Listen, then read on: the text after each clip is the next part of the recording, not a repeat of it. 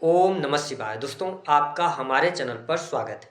आज के इस कार्यक्रम में हम आपको जानकारी देने वाले हैं धनु लग्न या धनु राशि वालों के लिए मार्च, अप्रैल और मई का महीना प्रेम और वैवाहिक जीवन के लिए कैसा रहेगा।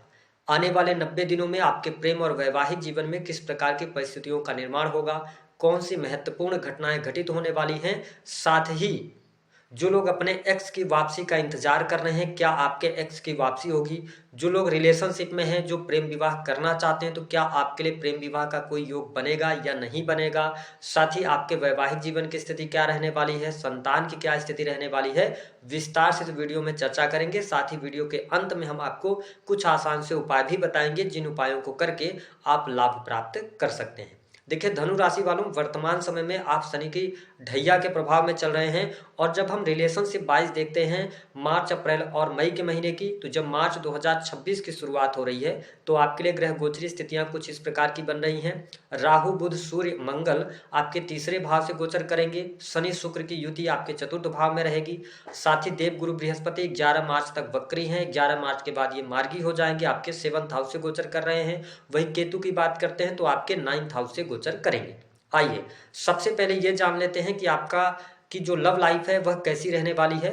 तो देखिए 15 मार्च 2026 तक की स्थितियों की बात करें तो धनु लग्न या धनु राशि वालों के लिए प्रेम संबंधों में उतार चढ़ाव का आपको सामना करना पड़ेगा। विशेष तौर पर इस समय अवधि के दौरान कम्युनिकेशन गैप हो सकता है, या आपके पार्टनर के कारण कहीं ना कहीं से पार्टनर में एग्रेशन ज़्यादा रहेगा, जिसकी वजह से आप थोड़ी से परेशान हो सकते हैं। लेकिन पंचम के स्वामी होकर मंगल की स्थिति रहेगी राहु के साथ में, सूर्य के साथ में, तो मुझे ऐसा दिखाई देता है कि 15 मार्च के बाद स्थितियां थोड़ा सा लव लाइफ में आपके लिए सुधरते हुए नजर आएंगी। यानी कि 15 मार्च के बाद आपके प्रेम संबंधों में अनुकूलता तो मिलेगी, लेकिन 2 अप्रैल 2026 तक की जो स्थिति रहेगी तो थोड़ा सा आपके लव लाइफ के अंदर यानी प्रेम जीवन में भ्रम की स्थिति बनी रहने वाली है। हालांकि आप यदि बातचीत करते हैं पार्टनर के साथ में, आप किसी भी बात को लेकर कोई मतभेद होता है तो उसको सुलझाने का प्रयास करते हैं, तो चीजें आप मैनेज कर सकते हैं, परिस्थितियां आपके लिए बेहतर रहेंगी। उसका कारण यह है कि आपके 3rd हाउस में यानी कि मंगल, जो कि आपके पंचम भाव के स्वामी ग्रह हैं, देव गुरु बृहस्पति की नवम दृष्टि पड़ रही है। तो ये कहा जा सकता है कि थोड़ा अप एंड डाउन रहेगा, लेकिन ओवरऑल आपका प्रेम जीवन ठीक ठाक स्थितियों के साथ में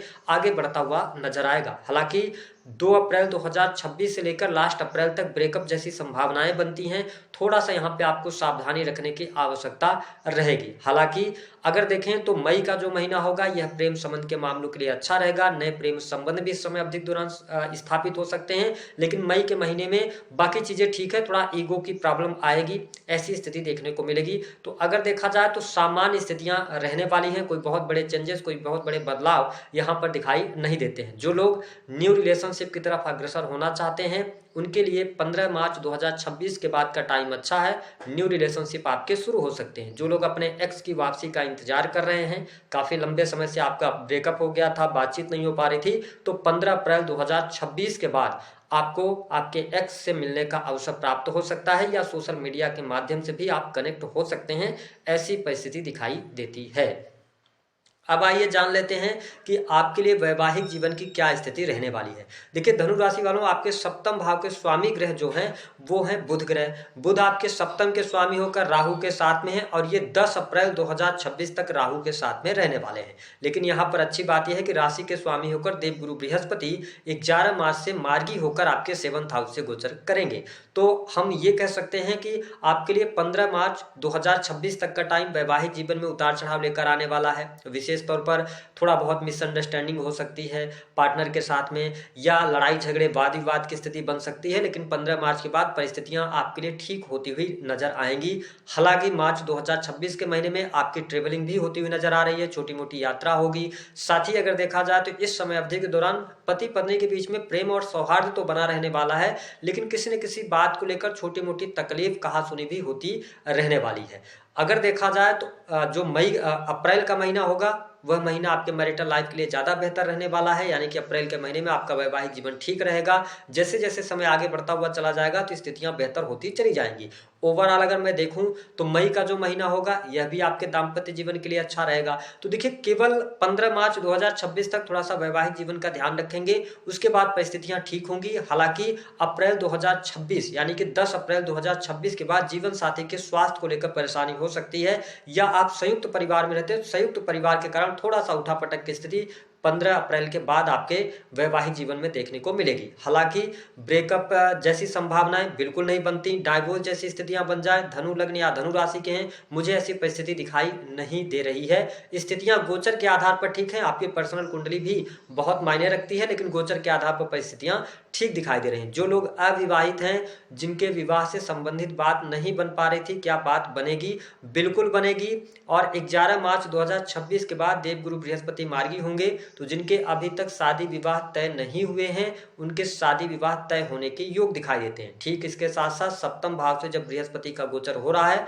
तो निश्चित तौर पर आपके लिए विवाह से संबंधित बात आगे बढ़ने का योग चल रहा है। कुछ धनु लग्न या धनु राशि वालों के लिए विवाह होता हुआ भी नजर आएगा, यानी कि दाम्पत्य सुख आप प्राप्त करेंगे, यानी कि वैवाहिक बंधन में भी बंध सकते हैं। हालांकि मार्च, अप्रैल और मई ये तीनों महीने में देवगुरु बृहस्पति आपके सेवन से ही गोचर करेंगे, तो परिस्थितियां आपके लिए बेहतर बनाते हुए नजर आएंगे। अब ये बात कर लेते हैं कि जो लोग प्रेम विवाह करना चाहते हैं, क्या उनके लिए प्रेम विवाह के योग बनेंगे?